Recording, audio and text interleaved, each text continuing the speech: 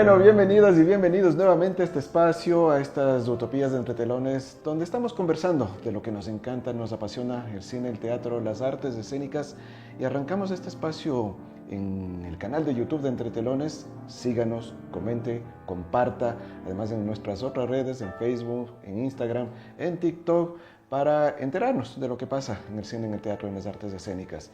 Y conversar es parte de ello, compartir las experiencias, compartir las emociones, los caminares, los trajinares, los trayectos de quienes están haciendo el cine y el teatro y las artes escénicas. Y esa es la misión acá, compartir, conversar y que eso les alimente también a ustedes. Gracias a quienes comparten con nosotros: Lula Pan Artesano, pan hecho con amor, horneado con amor y con masa madre; al Café Alonso Galvez, a Cambia Palabras. Acá quedan los enlaces para que puedan conocer más en detalle de todos los que están apoyando esta idea, esta locura, esta utopía de seguir conversando sobre el teatro. Y bueno, ahora vamos a compartir con un personaje lindísimo que nos acompaña acá en Quito, en Ecuador, que vino por el Festival Internacional en la Antisuyuk, que estuvo desde el 15 de marzo en el Coca, pero se quedó unos días más acá en Quito, así que tenemos que aprovecharla para sacarle todo el jugo a nuestra querida invitada Marisol Sumaeta desde el Cusco, desde Perú. Bienvenida, ¿cómo estás? Muchas gracias. Muy bien, feliz de estar acá con ustedes y poder compartir un poquito. Fantástico, conversar de todo un poco, sobre todo lo que nos encanta el teatro. Pero bueno, arrancar un poquito por conocerte, por conocer, vamos un poquito a hacer ese ejercicio de memoria que a veces me gusta hacerlo, Bueno. sobre todo para quienes por allí no te conocemos demasiado. Y cuéntanos de esos primeros años tuyos, la infancia, la juventud, cómo transitaste. Eres de Lima, pero te fuiste al Cusco. Cuéntanos cuándo sucedió, cómo sucedió todo eso y cómo fue esa infancia, esa juventud. ¿Qué nomás pasó por tu vida, Marisol? ¡Wow! Retrocedí. Mira que a mí me ha gustado danzar toda mi vida. ¿No? La gente siempre me ha visto danzando. Desde que tengo 2 años hay una foto que salgo en el nido bailando danzas peruanas. Esa fue mi pasión toda mi adolescencia, mi infancia, toda mi etapa escolar. Aprendí a bailar danzas de la costa, de la sierra, de la selva, apasionadamente, ¿no? Y tuve la suerte de tener una súper maestra, Gabriela Alcántara, que nos guió realmente por el camino de la disciplina. Se formó un elenco, bailábamos en el Teatro Municipal de Lima, etc. Una juventud, una infancia y una adolescencia muy interesante. Yo luego quería ser bailarina y mis papás no me dejaron. Mira tú. ¿No? Intenté ser periodista, tampoco me dejaron. Y luego me dijeron, ¿y por qué no estudias arquitectura? Y mira que estudié arquitectura. Yo soy arquitecta de formación. En la arquitectura aprendí muchísimas cosas que me sirven para vivir. No ejerzo la arquitectura como tal, sino como desde la museología, la museografía. Pero también me abrió mucho las puertas del uso del espacio. Y tuve una maestra, María Burela, que nos hablaba de todos estos performers y gente que desde la arquitectura entró a las artes escénicas. Y como yo venía con toda la viada, pues empecé a explorar en la universidad mucho sobre estos arquitectos que acaban siendo escénicos, y en ese interín formamos un grupo con esta maestra a la cabeza en un inicio que se llamó Los Bichos. Los Bichos éramos los más raros de la facultad, que no estaban seguros de por qué estábamos estudiando tanto sobre ingeniería sanitaria, pero que sí teníamos el espacio y el arte como una manera de vivir, ¿no? Entonces, Los Bichos, empezamos con la instalación. Se llamó Los Bichos porque la maestra nos convocó para hacer como cucarachas y toda clase de bichos que invadieron la facultad para decir que había corrupción, ¿no? Desde ahí una mirada más política. Luego estos bichos les encantó tanto a la gente que nos invitaron a montarlo en la casa Yuyashkani. Yuyashkani es el grupo más importante de mi país, mis maestros. Ahí, justo ahí los he conocido. Ellos tienen 50 años de trayectoria y pues se quedaron fascinados con nuestros bichos y ellos nos pusieron Los Bichos. Ese nombre nos lo pusieron ellos. Nos invitaron a participar en varias cosas. Recuerdo que nos invitaron a hacer el vestuario y la escenografía de una de sus obras, donde convocaban gente joven, que se llamó Cambio de Hora. Muy jóvenes nosotros, hicimos todo eso con los Yuyashkani y nos invitaban a los talleres y andábamos de taller en taller. Ahí también conocimos a Soledad Piqueras, una gran performer que en paz descanse ahora, limeña, que también nos becaba a los bichos y hacíamos mucha performance con ellas, y ahí ya pasamos, nosotros decíamos, de la materia al cuerpo, y nosotros éramos la instalación en un inicio que se movía, y desde ahí evolucionó en muchas performances, acciones, entrenamientos, estudios, ¿no? Y muy influenciados por los Yuyashkani. Encontré en los Yuyashkani un espacio donde la gente buscaba sus orígenes, ¿no? Y empecé a decir, y bueno, ¿y cuáles eran mis orígenes? Me preguntaba yo, ¿no? Y decía, como yo tengo rulitos, voy a entrar con los afro, ¿no? A estudiar afro. Ajá. Y empecé con el son de los diablos, ellos tienen un movimiento muy importante ahí. No me fue muy bien porque el maestro me decía, pero tú bailas como flamenca, ¿por qué bailas? Yo nunca había hecho flamenco en mi vida. Y tanto me decía el maestro que yo dije, voy a buscar en el flamenco. Y yo soy bailadora de flamenco. Mira. Me formé muchos años como bailadora de flamenco. Enseño hace muchos años también, es mi danza madre, yo le llamo así. Que ahí es donde descubro cómo las ancestralidades no tienen solamente un origen andino, sino también podemos tener ancestros por nuestro mestizaje, ¿no? Me sentía, me acuerdo, como una casona. Estaba haciendo mi tesis de arquitectura en el centro histórico y decía, yo soy como una casona, ¿no? Las casonas son limeñas, son peruanas, pero tienen un antecesor andaluz, sevillano, y luego encontré con mi papá y mi hermana que le hacen unas pruebas genéticas que nosotros familiarmente somos 50%... Toda una exploración. Sí, Wow. 50% indígena americano, 50% península ibérica, genéticamente. Entonces, eso me trajo 1000 preguntas que ya me llevan a una etapa que ya no es mi primera juventud, sino la segunda. Ahora estoy en la tercera, que es cuando, después de que, bueno, voy a decirlo, me divorcio, ¿no? Yo decido dedicarme al arte escénico. Ya era museóloga, ejercía como museografía, hacía cosas, pero decido hacer de mi vida el arte escénico, ¿no? Entonces me mudo al Cusco. Ahí es cuando decides irte al Cusco. Ahí es cuando decido irme al Cusco. Vamos a mi segunda juventud. Pero antes, vamos a ver un poquito, antes de ir ya al viaje al Cusco, a ir a sentarte en el Cusco, toda esta cuestión de la museografía, porque has trabajado un montón en museografía y en tu hoja de vida que la miraba por allí, tienes un montón de trabajos, de investigaciones, de propuestas. ¿Qué te da esas miradas? O sea, de la museografía, ¿qué te logró dar, además de la arquitectura, la museografía de ir viendo en estos espacios donde se descubren nuestras historias, quiénes somos, de dónde venimos, qué estamos haciendo, cómo es que llegamos hasta acá? ¿Qué te dio todo eso en ese camino a ti? Yo me siento bendecida por ese trabajo. Tengo la posibilidad, he tenido por muchos años, más de 20 años que soy museóloga, museógrafa, ya creo que son más, mejor ya no he sacado la cuenta. Siempre me toca conversar con investigadores que están en el meollo del asunto, ¿no? Entonces, de primera mano yo recibo muchísima información, ¿no? Esa información se filtra y luego se vuelve didáctica y me enriquece a mí. Yo creo que la museografía también se ve enriquecida por las artes escénicas, porque como nosotros en el arte escénico trabajamos el guión, ¿no? El guión museográfico también es una técnica, pero comúnmente es muy técnico en el sentido de que no tienen esta mirada de la dramaturgia como la tenemos nosotros. Entonces, los museos que yo suelo montar tienen este desplazamiento de situaciones que van llevando como una historia, una narración como entre didáctica y más entretenida y muy mágica. A mí la magia me encanta, para mí es la fuente, ¿no?, de todo y es en donde indago. Me gusta tanto que también sucede que hay muchos datos que no podemos poner en el museo porque hay muchos filtros, claro, ¿no?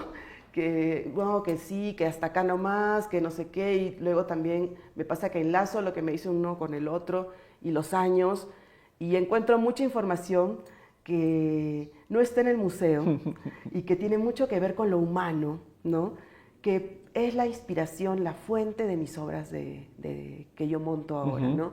El museo alimenta a uno la otra y bueno, ni qué contar las sincronicidades porque yo empiezo a hacer un trabajo y se cruza y justo me dan la información. Es una cosa sorprendente cómo todo se va fusionando, ¿no? Y el teatro se ve muy alimentado también de de toda esta investigación y toda esta data que puedo yo recibir, porque mi trabajo mucho tiene que ver con investigación, ¿no? Histórica, antropológica, etnográfica, a nivel conceptual, a nivel de data que se da, pero también a nivel de movimiento, de formas de poner en escena, ¿no? Y todo esto a nosotros nos ha llevado a una postura desde el danza-teatro que estamos reivindicando en el sur del Perú, pero ahora veo que es un poquito un meollo Perú, Bolivia, Brasil, en este entisuyo que he conocido, que es este cuestionamiento que hacemos del concepto de la danza contemporánea, que este nombre nos habla de mucha hegemonía, ¿no? La danza contemporánea es un tipo de danza muy clara que te dicen y tú sabes cuál es, ¿no? Pero ¿qué está pasando con las danzas contemporáneas, rituales, ancestrales que estamos investigando, que no se llaman danza contemporánea, pero lo son, ¿no? Y que tienen otro linaje, ¿no? La danza contemporánea, pues, aunque la niega, viene o la contradice, viene de la moderna, y la moderna, aunque contradice el ballet, su linaje es el ballet, ¿no? Y nosotros queremos decir que nuestra danza contemporánea es esa, pues yo creo que no, ¿no? Entonces, estamos en una reivindicación de una de las danzas, que se llame ahora las danzas contemporáneas, ¿no? Que incluya esta danza contemporánea occidental, que es maravillosa y la admiramos, pero que no excluya a otras danzas, porque, por ejemplo, la danza Buto, que es también una danza muy importante que ahora la estoy estudiando bastante, tiene otra presencia. Entonces, ¿dónde estamos nosotros desde América y nuestra propuesta, ¿no? Entonces, ya varios países nos estamos juntando para ver cómo vamos a hacer para posicionarnos, ¿no? Y también la museografía, y creo que también, pues sí, la arquitectura te da una mirada del espacio. O sea, muchísimo. ¿Cómo construyo el espacio escénico? ¿Cómo hago esta coreografía, esta danza? ¿Cómo hago esa propuesta escénica? Y te la piensas también, o sea, estoy seguro que sí, porque tanto trabajo en museográfico, y estás diciendo, piensas desde otra perspectiva, desde otra estructura, el espacio escénico. Yo no sé si desde otra exactamente. Lo que te podría decir así honestamente es que cuando yo converso con mis compañeros formados en facultades de teatro, hemos estudiado lo mismo, ¿no? El ritmo, la forma, ¿no? Los planos, los niveles, las velocidades. O sea que yo manejo ese lenguaje, claro, ¿no? Entonces cuando ellos me lo dan, yo lo conozco, no es ajeno a mí, ¿no? Por la manera como a mí me enseñaron la arquitectura. Porque luego me ha tocado viajar a otros países. Por ejemplo, en España los arquitectos son casi como los ingenieros de mi país, ¿no? No estudian lo que nosotros estudiamos, que yo tengo unos super maestros y una suerte, otro maestro, Juvenal Baraco, que nos hacía talleres de memoria, por ejemplo. Nosotros diseñábamos un nido a partir de tus recuerdos de tus primeros espacios educativos. Una vivienda a partir de tus primeros recuerdos de tu casa. Entonces, sí, eso para mí ha sido fuente absoluta para diseñar mis propios espacios escénicos, claro, a partir de estos ejercicios de memoria, ¿no? Y no solo mi memoria, sino lo que, pues, la historia pide, ¿no? Y esto es una educación también para el ojo, digo, para ti, porque tienes seguro una mirada que dices, vas viendo en la observación cotidiana, ahora que estás visitando Quito y estuviste en el Coca, dices, esto me suena algo y se queda también en tu memoria, que en algún momento sale, en algún momento se proyecta en alguna puesta en escena, en algún trabajo. ¿Cómo te alimentas desde esa perspectiva? Es que el artista tiene que ser curioso, ¿no? O sea, yo pienso que si vamos a ser artistas de verdad, ¿no? Porque siempre hay que hacer de verdad, ¿no? El arte es algo muy exigente, ¿no? Tenemos que estar todo el tiempo observando, ¿no? Observando, y a mí me gusta porque hay tanto que lo que pasa ahora es que hay demasiado, ¿no? Entre viajar y la internet, de repente es demasiado y no enfocas, ¿no? Entonces, a mí me gusta seguir las señales, ¿no? de la vida, como olfatear hacia dónde ir. Muy, ¿no? Intuitivo. Muy intuitivo, en todo sentido, ¿no? Tanto así que acá he llegado, ¿cómo me dijiste se llama el museo? El Mindalae, ¿no? A una sala sobre chamanismo, pero yo ni lo pensé, ¿no? Y he sido tan feliz, ¿no? Pero eso todo es intuición y observación, tener abierto el corazón, el timo, ¿no? Es como que la observación tiene que ser sensible, ¿no? no solamente a lo concreto, a lo material, sino también a lo vibracional, que es la investigación que hacemos desde la danza ritual, ¿no? Tú dices, a esta flamenca que habla de danza ritual, ancestral. Yo soy una mezcla, lo acepto, lo asumo, lo vivo y soy feliz, déjenme así, porque es mi realidad. Al comienzo tuve muchos cuestionamientos de por qué, si te gusta el mundo andino, haces flamenco. Ya no lo cuestiono, escribí una obra sobre eso, pues cuando me preguntan les mando el enlace para que entiendan. Fantástico. Sí. Pero sí, esa observación sensible, esa observación vibracional, a mí me gusta lo humano, ¿no? Tanto el museo como la obra indaga en esas profundidades, ¿no? Eso que nos integra más allá de las culturas, pero siempre desde nuestra cultura, un poco desde ahí, ¿no? Y no dejemos el cable suelto, llegas llegas al Cusco, al Coca llevamos después, pero llegas al Cusco de la Gran Lima, de la capital, con todas sus controversias, con todas sus complejidades, y llegas al Cusco, ¿qué te encuentras y qué pasó allí? Wow, el Cusco, mi hogar, ¿no? Es el lugar donde yo me siento feliz, ¿no? Ese año, para decidir dónde me iba a mudar, porque yo quería salir de la capital principalmente porque yo era madre de un hijo pequeño, ahora ya mi hijo es grande, quería criarlo y en la ciudad no podía, ¿no? No tenía tiempo. Yo dije, en la provincia voy a poder hacer arte y a la vez criar a mi hijo. Y viajé por varias ciudades ese año por una exposición de Choquequirao que montamos en varias ciudades y me escogí al Cusco y me acuerdo que un día iba caminando y decía, sí, acá me voy a quedar y me encontré un anillo en el suelo. Yo sentí que me pedían matrimonio. Dije, acepto. Acepté. ¿Y dónde está ese anillo? Lo perdí. ¡No! Lo perdí, perdónenme, no importa. No importa, soy casada de todas maneras con el Cusco. Le he pedido a los actores más viejos de mi ciudad si puedo decir que soy cusqueña y me han dicho que sí. Oh. Soy adoptada, cusqueña. En el Cusco está la fuente, ¿no? Es una ciudad que si bien ha pasado por la República, por la colonia y por todo eso, tiene un arraigo potentísimo. A nivel nacional yo diría que entre Cusco y Puno, que es el sur del Perú, está la gente más arraigada, que quiere más su tradición y que busca más su ancestralidad, ¿no? Y para mí eso es fascinante y es lo que me atrapó, ¿no? Es sorprendente cómo en el Cusco puede haber una conferencia, bueno, eso no es tan antiguo, pero sobre Tupac Amaru, que sí es antiguo y también es nuestra historia, y la gente común se pelea porque tiene su manera de pensar y de entender a Tupac Amaru. O sea, no hay discusión por algo tan superficial, sino sobre su historia, ¿no? Yo no puedo olvidar esa vez porque dije, wow, acá me quedo. Claro. Vas a la esquina, compras algo de comer y ya te están enseñando algo sobre tu tradición. Yo te cuento que el año pasado tenía planeado irme a vivir a España. Ah, mira. Vendí todo, me fui y me entró un vacío porque no estaba la señora del mercado contándome la planta o mi amigo diciéndome tal cosa en la Amazonía. Me regresé. Esos vínculos no pude. Cercanos que no se encuentran. No se encuentran. Y la sabiduría andina a mí me ha dado mucho a nivel personal también para entender toda esta espiritualidad que como persona también busco, ¿no? Pero se proyecta luego en mis obras, ¿no? Y el Cusco, pues, hemos descubierto que el Perú y el Cusco ahora, pero el Perú en general a través de su historia y sus diferentes culturas y ciudades, tiene el más alto nivel de investigación a través de lo que es la espiritualidad, ¿no? O sea, como hay países que son expertos, no sé, en cultivo, otros en armas, ¿no?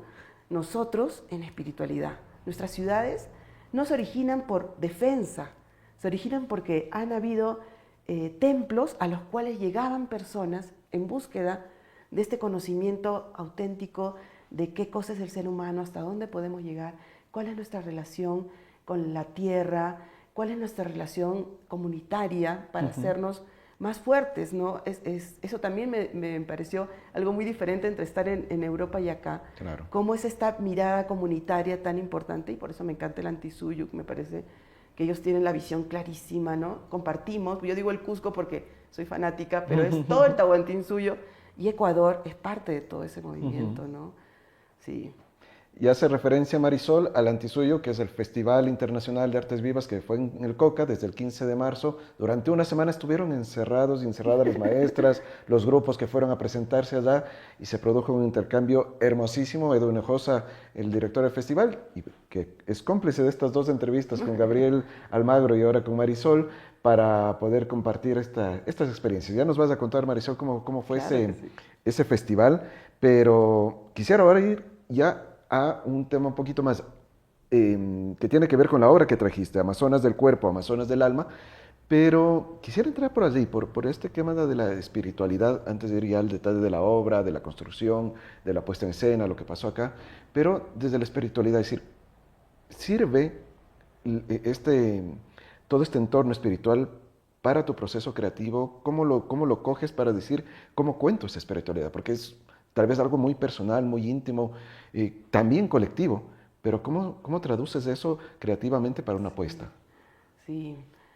Bueno, desde el enfoque, ¿no? ¿Qué es lo que busco? Yo me olvidé, me parece importante decir que en el Cusco trabajé muchos años con el grupo Simbiontes, del cual yo era parte del núcleo creativo, por 13 años con Augusto Navarro como mi director, y ahí nosotros hicimos mucha indagación a nivel temático. Por ejemplo, hicimos una obra sobre nuestros orígenes que se llamó Pez, otra que se llamó Maíz, otra que se llamó Coca.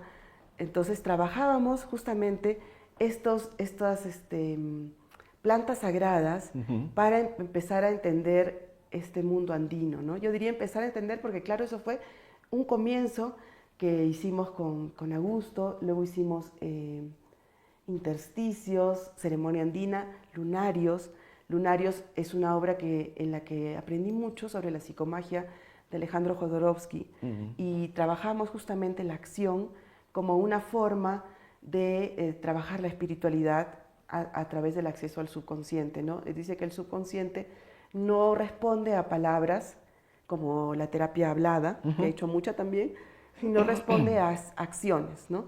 Entonces nosotros trabajábamos con un trauma que ofrendábamos a la luna, íbamos a un templo de la luna, mi director era un gran videasta, no se ha muerto, sino que bueno, ya no trabajamos juntos, viajamos a los templos de la luna, yo viajé al templo en el norte, donde fue descubierta la Dama de Cao, donde hay un calendario lunar precioso, y ahí hacíamos una ofrenda, que esa ofrenda se grababa y era parte de lo que luego se desarrollaba en escena, ¿no? Entonces yo aprendí mucho ahí, y también por mi maestra Ana Correa de Yuyashkani, que hemos hecho mucho arte sanación en la ciudad, sanación histórica. Ahí reivindicábamos a las mujeres que no han sido nombradas en la gesta de Tupac Amaru.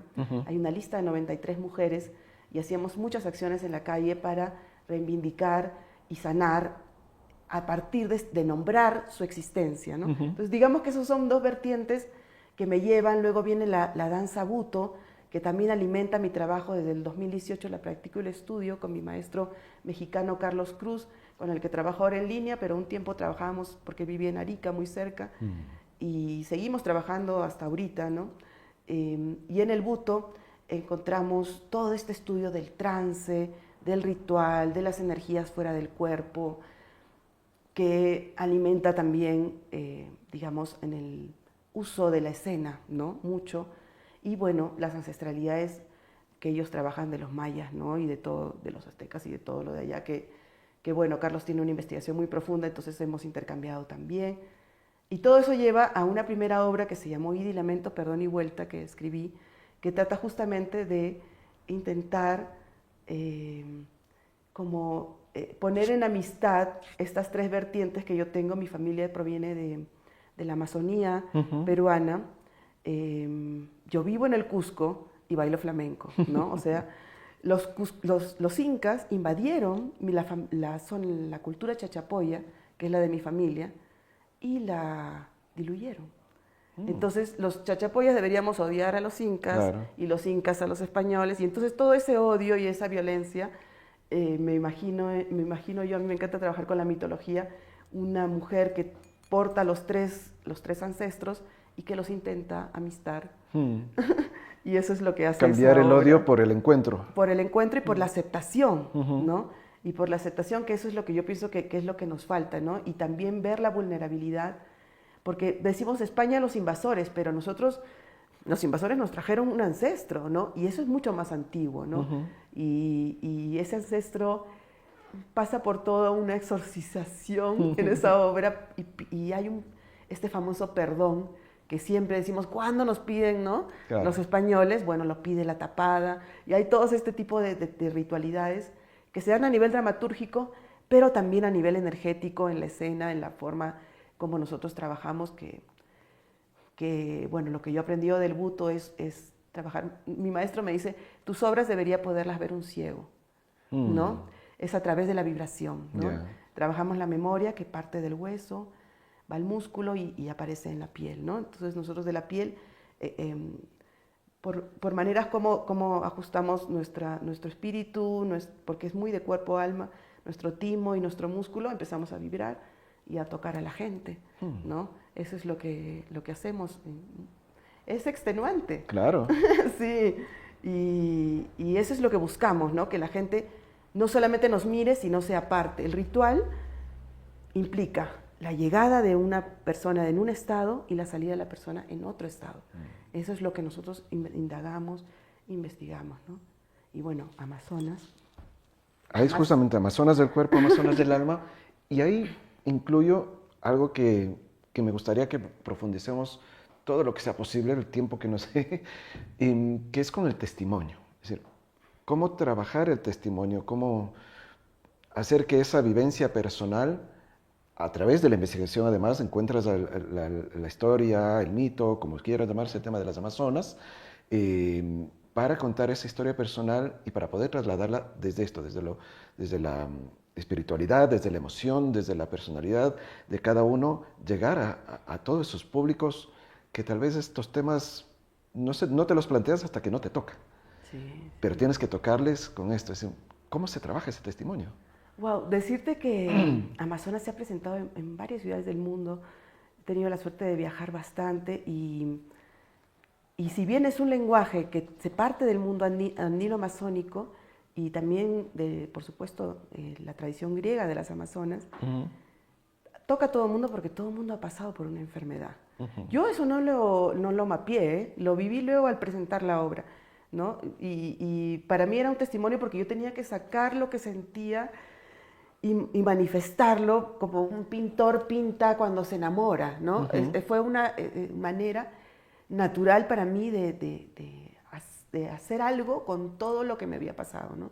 Me acuerdo que me operaron, fue una mastectomía muy rápida, ¿no? Muy de frente, y me llegó el mensaje de una amiga que había sido mi estudiante de flamenco y me dice, bueno, Marisol, felicidades, ahora eres una amazona, ¿no? Y yo le digo, oye, ¿cómo que una amazona? Y me dice, busca en Google, no te digo nada más, chao.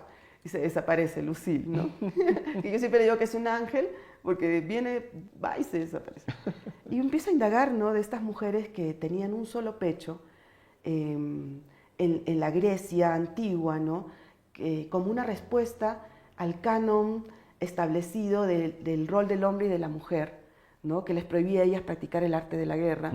Y entonces ellas deciden desde pequeñas quemar el pecho para poder apoyar bien el arco y la flecha, y también como una manera de llegar a Grecia y decir, miren, nosotras no con esto, ¿no? Nosotras somos diferentes, ¿no? Eso por un lado, ¿no? Físico. Por otro lado, está este lenguaje bélico que tenemos en el cáncer, ¿no? O sea, la lucha contra el cáncer, los guerreros del cáncer, ¿no? Que a mí el lenguaje bélico, como que yo pistolas nunca le compré a mi hijo, ¿me entiendes? Fue como muy especial. Son narrativas que sí. incluso quieren ser positivas, pero que no sé si terminan siendo muy positivas. Pero hay que guerrearla, para salir del cáncer hay que guerrearla. O sea, realmente te tienes que aferrar con uñas y dientes a la vida, ¿no? Y entonces no es una guerra contra el otro, sino es acá, ¿no? Contra tu propia mente. Hay que luchar porque tu mente te dice una cosa y tú tienes que controlar, porque el cáncer es una enfermedad psicológica para mí. Respeto todas las opiniones. Entonces tú tienes que transformar eso, ¿no? Entonces nos llaman sobrevivientes a los que pasamos. Yo soy sobreviviente recién hace unos meses, porque después de 5 años recién puedes ser denominado sobreviviente. Entonces todo ese lenguaje bélico más las Amazonas me animó a escribir esta obra contando cómo fue mi sanación, porque yo tuve la oportunidad de responder al cáncer con sabiduría andina amazónica, donde las maestras me enseñaron a soltar, ¿no? A soltar. Yo me echaba en el piso o en la tierra y simplemente soltaba todo lo que ya no era para mí, como pasándolo por mi mente y soltando, soltando. Esa sabiduría y esa vivencia que yo tuve, porque a mí me operaron y luego me dijeron, te vas a hacer quimioterapia, y luego dijeron, pero esta mujer no tiene cáncer, ¿cómo le vamos a hacer quimioterapia? ¿Qué has hecho? Hasta entrevistas me han hecho, ¿no? Yo cuento esto que he vivido, ¿no? Que simplemente es algo muy simple, pero que si tú lo aplicas con fe, puede aplicarse. Entonces, toda esa vivencia acaba siendo esta obra de las Amazonas, que es como un sueño de una mujer que va a ser operada de una mastectomía y que en esa vive como una realidad paralela en la que ella imagina que está siendo bendecida y siendo convertida en una amazona. Y en este encuentro con la muerte aprende que puede en este momento decidir danzar con ella, ¿no? Y vivir, ¿no? Amar la vida. Es un encuentro con el amor a la vida, pero también es un encuentro con esta realidad que a veces negamos, que es que todos nos vamos a morir, ¿no? También está ese personaje de la muerte ahí. Sí, la muerte está en video, es mi maestro Carlos Cruz de México, ¿no? Entonces la muerte y yo tenemos un encuentro. Hay también muchos renacimientos, porque yo siento que al encontrar este néctar de la vida, ¿no? En este pecho, ha sido importante todavía pasar por una serie de autorrenacimientos, ¿no? Donde uno mismo vuelve a afirmarse. Afirmar la vida no es una cosa directa, ¿no? Pasa por una serie de luchas, que es lo que hace esta amazona de manera simbólica, pasando por las energías de la tierra, del fuego, del agua, del aire, que la van acompañando como fuerzas de la naturaleza. Y luego también con la energía del público, porque hay mucha interacción. Les hago, es un ritual donde ellos no se imaginan que de repente van a estar probando algo de sabores dulces, o la caricia de una pluma, diferentes cosas, ¿no? Que hace que ellos mismos salgan, ¿no? Y la verdad que el público la ha recibido la obra con muchísimo cariño. Siempre recibo gente que va después de la obra a contarme su experiencia. Hemos llegado a llorar juntos a veces me quedo mucho rato. En Cancún fue la función más emotiva porque el público estaba en una lloradera y todo era mientras que se ejecutaba la obra, y eso alimentaba, ¿no? ¿Será que los de Cancún son más dramáticos, los mexicanos? Pero fue muy bonito. Realmente Amazonas es un camino de vida, ¿no? Para hacer la obra he trabajado con enfermos de cáncer gracias a la Asociación Manos Mágicas ahí en Cusco. He trabajado con niños de cáncer terminal, ¿no? Me encargaron un grupo para llevarlos en un camino hacia la muerte, ¿no? Amoroso, ¿no? Y por eso creo que el arte es mucho más que pararnos en el escenario, ¿no? Quiero que me preguntes cuál es mi utopía. Ya vamos a llegar ahí. Cuerpo y alma, Marisol. Este cuerpo y esta alma unidos, y a veces con esa línea de la muerte transitando por allí, finamente unidos, pero ponerlos en escena para que se transmita a ese público. Ya nos has contado que logra, que le llega, que le interpela, que le estremece al público. Y a ti en escenario también te estremece, pero ese trabajo desde lo corporal para transitar las emociones y que las emociones también trabajen en ese cuerpo. Cuéntanos un poquito más de eso, cómo es ya trabajar ahí, subirse al escenario, ese momento, esos minutos que transcurren allí para lograr, o sea, pensando que ahora está viendo esto un montón de gente, ojalá que sí, Claro que sí, que dice, a ver, ¿y cómo pongo eso ahí? O sea, si yo quiero contar mi historia, mi testimonio, ¿cómo pongo mi emoción en escena? Wow, sí, prepararse. Bueno, yo tengo tantos años en las artes escénicas, he tenido épocas de alto entrenamiento físico. Ya no soy tan joven, todavía entreno, por supuesto, ¿no? Practico, ensayo todo, pero como dice mi maestro, lo principal es preparar el espíritu, ¿no? Para entrar a escena hay que liberarse de muchas cosas, ¿no? El estrés, ¿no? Yo por lo menos 24 horas antes, la gente siente que me voy, ¿no? Porque sí me voy, ¿no? Así tenga urgencias, empiezo a soltar todo lo que es la mente, ponerla en blanco lo más posible. Yo digo que es como una especie de esquizofrenia que nos da, porque por un lado tienes que liberar todo eso, preparar tu espíritu, y por otro lado tienes que preparar toda la técnica, ¿no? Que las luces, pim, pim, pim, y tienes que saber que aquí, que la música, que los tempos. Entonces, en esa esquizofrenia entramos, ¿no? Y yo me repito, oro mucho, yo soy muy rezadora, ¿no? Yo le pido a Dios que me acompañe, a mis ancestros, traigo a mis amazonas, que son mi madre, mi abuela, mi otra abuela, que me acompañan, ¿no? Este es un ejercicio del buto. En el buto nosotros danzamos con los ancestros y trabajamos a partir de la imaginación, pero es una imaginación con fe y por lo tanto se genera una vibración energética, ¿no? Entonces traemos a los ancestros y siempre yo rezo y pido por la honestidad en el escenario, ¿no? Que lo que yo cuente no sea una forma, sino realmente pueda transitar por esta realidad que pasó. Yo trabajo mucho desde la performance. Creo que nunca en mi vida he interpretado un personaje, ¿no? Siempre es yo en otro plano, ¿no? Puede ser hasta en un plano mítico, ¿no? Pero siempre es desde la performance, desde las memorias antiguas que habitan dentro de uno. Entonces eso es lo que empiezas a despertar, esa honestidad. Y la obra misma tiene una composición, eso es mano de mi maestro que hizo la dirección coreográfica, que te ayuda a ir entrando, ¿no? Porque sí entras en un trance, ¿no? El trance es muy importante para nosotros trabajar el ritual. Entonces, es un movimiento continuo que no se debe cortar. Desde que tú inicias hasta que terminas, el trance entra suave y va subiendo a lo que le llamamos el éxtasis, ¿no? Ya los tienes a todos atrapados, ¿no? Y luego también, bueno, yo hago una celebración al final, ¿no? Y un cierre. Y claro, después de eso la gente habla, yo todavía estoy como ahí. Después de que se van, me tengo que derretir un buen rato y comer mucho porque me da mucha hambre. Eso es el día siguiente. El mismo día no me da hambre, pero sí es un esfuerzo grande, ¿no? Cuando nosotros pasamos Se entrega mucho. Muchísimo.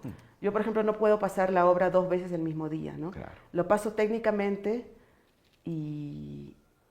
pero no es el mismo ajuste del cuerpo, es diferente. Cuéntanos, ¿cómo estuvo la presentación? ¿Cómo fue ese tránsito acá en el Coca? ¿Cómo fue en el Festival Antisuyo? ¿Qué pasó con el público? ¿Qué pasó contigo en este festival que pudiste y por el que estás ahora también acá en el Ecuador? ¡Ay, maravilloso! ¡Wow!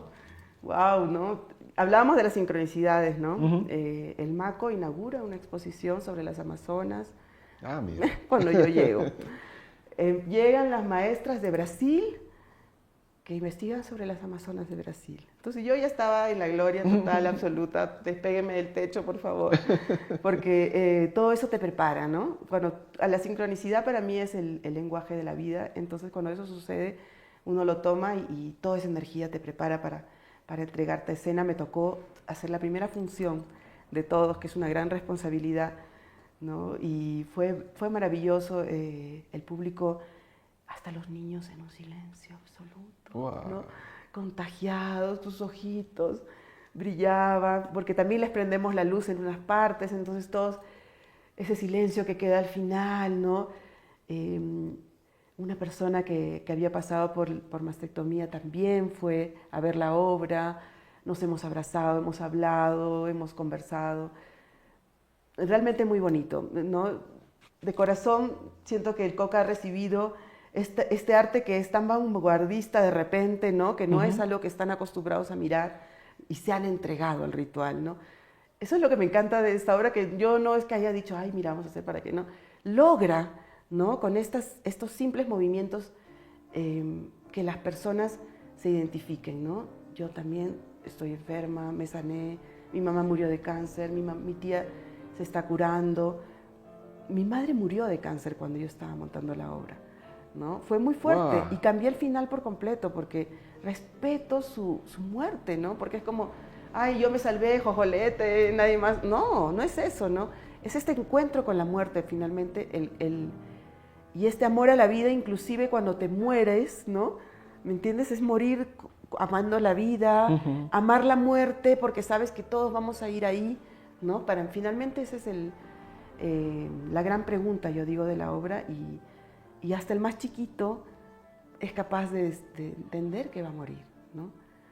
Y que está vivo, ¿no? Ay, me quedo con un montón de cosas, Marisol. Me transmites un montón de cosas que lamento no haber estado en el Coca para verte. Ya volveré. Pero ya seguro que va a haber la oportunidad para verte en esto y en todos los otros proyectos que vengan. Y por eso vamos finalizando con la pregunta que estabas esperando. Sí, ¿cuáles son esas utopías que tiene Marisol en la vida? Y en la vida teatral, en la vida escénica, en la vida de los escenarios. ¿A dónde sueñas? ¿A dónde quieres correr con todo este mundo? ¡Ay, qué pregunta tan bonita, de verdad! Me encantan las utopías, me fascinan. Mis papás les gustaba hablar sobre las utopías y decían que la utopía nos proyecta, no es algo alcanzable, pero nos proyecta hacia donde queremos ir, ¿no? Es algo que perseguimos. Y cuando tenemos utopías, vamos, ¿no? Tengo varias. Ahora en Cusco, ahorita, el domingo, se ha formado la Asociación de Teatristas de Cusco. Oh. Y esa era una utopía que se ha cumplido. Hay que sostenerla y que se proyecte, claro. Con todo. Me gustaría que mi ciudad tenga una escuela de teatro. Esa es mi utopía y vamos a apuntar ahí. Hemos dicho que no nos importa si de viejitos inauguramos o dejamos las bases para que otros puedan hacerlo. No es una tarea fácil. El teatro en mi país no tiene mucho desarrollo. En el Cusco no existe una facultad ni de danza ni de teatro, pero ese es uno de nuestros impulsos como colectivo, ¿no? Y la otra utopía que tengo es que los teatros siempre estén llenos. Oh. Yo pienso que de todo el mundo, ¿sabes? Que la gente entienda esta necesidad como la tiene para comer, ¿no? Necesito comer, voy al mercado, compro algo, me cocino, ¿no? Porque sé que si no como me muero, ¿no? Entonces que entiendan, necesito arte, ¿no? Porque si mi alma no come, se muere.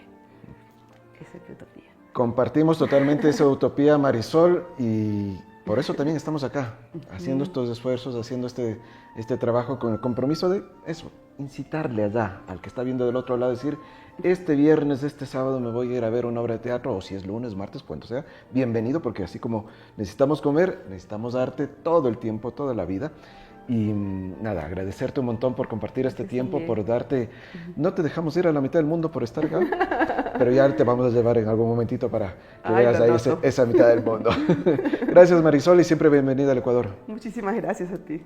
Perfecto, cerramos entonces este nuevo capítulo de estas utopías de Entretelones. Síganos en las redes, comparta, comente en Facebook, en Instagram, en TikTok e en YouTube en este canal.